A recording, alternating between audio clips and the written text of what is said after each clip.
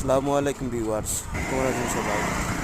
আমি আমি আপনাদের মাঝে নিয়ে আসলাম চায়ের দেশ স্বাগতম, আমাদের সিলেট বিভাগের শ্রীমঙ্গল চায়ের দেশ।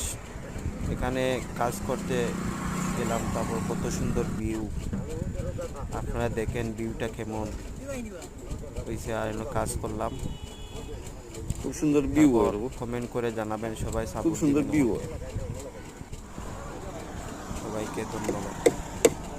আসসালামু আলাইকুম।